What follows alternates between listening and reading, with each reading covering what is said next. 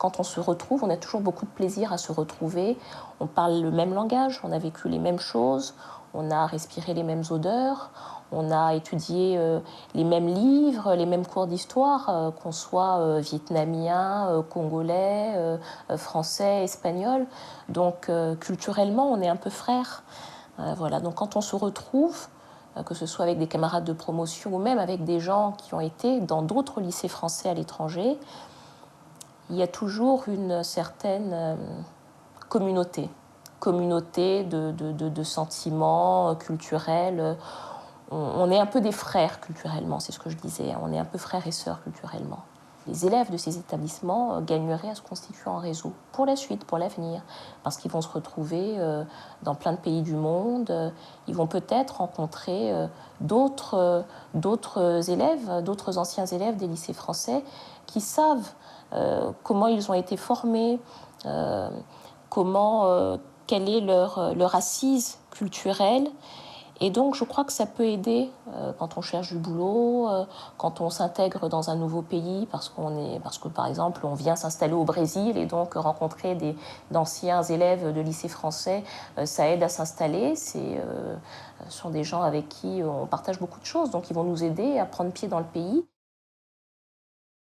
Il y a un intérêt à un réseau d'anciens élèves. Bon, d'abord pour échanger les expériences, je pense que c'est sympathique et c'est confortant d'une certaine manière. C'est confortant. Moi, j'ai créé plus tard dans ma vie un réseau des femmes travaillant dans le nucléaire.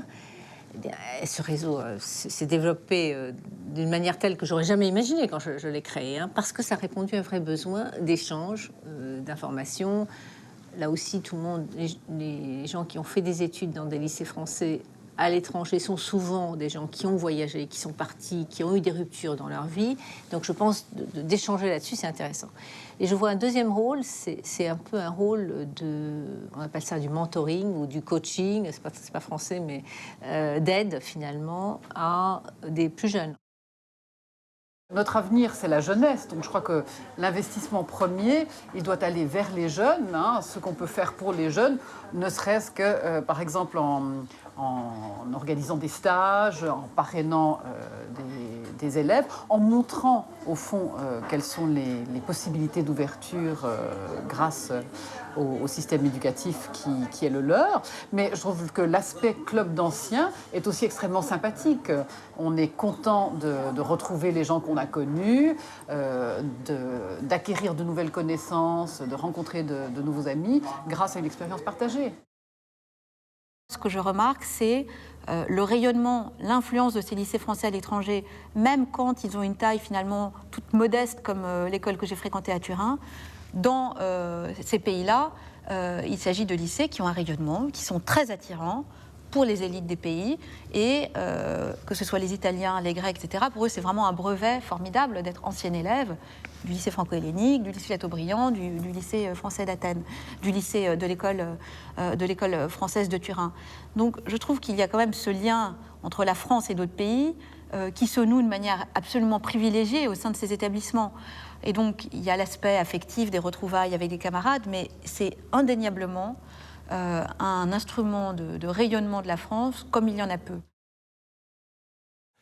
Il peut y avoir bien sûr un rôle de parrainage, il peut y avoir un rôle de jouer un peu des références ou d'avoir des illustrations de personnes qui ont réussi ici ou là, qui ont réussi à faire des choses.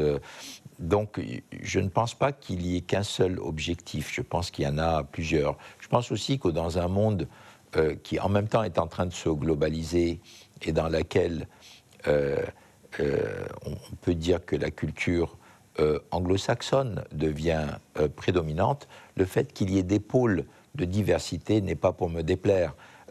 Moi, je ne suis pas du tout un partisan d'un habillage étriqué, culturel, déterminé, mais je pense que la diversité est une chance pour le monde, et tout ce qui permet de multiplier cette diversité, de l'affirmer, et la France fait partie de la diversité du monde, il faut à tout prix sauvegarder, voire faire progresser une culture française qui vient, d'une certaine manière, étayer la richesse du monde.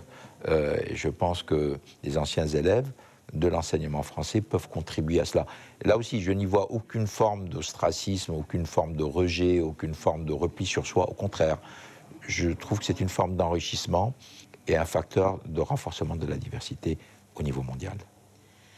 Il peut y avoir de l'intérêt pour les grandes entreprises, et notamment les grandes entreprises françaises, de sonder, de collaborer, de participer, voire d'aider un réseau d'anciens. Oui, j'y vois beaucoup d'intérêt sous différents angles. Au niveau des embauches, au niveau des renseignements qu'il peut y avoir, au niveau des collaborations, au niveau des formations. J'y vois effectivement beaucoup d'intérêt. Alors on peut faire un travail beaucoup plus de fond sur une fois que cette organisation existe ou qu'elle est vraiment structurée, mais je n'y vois que des avantages.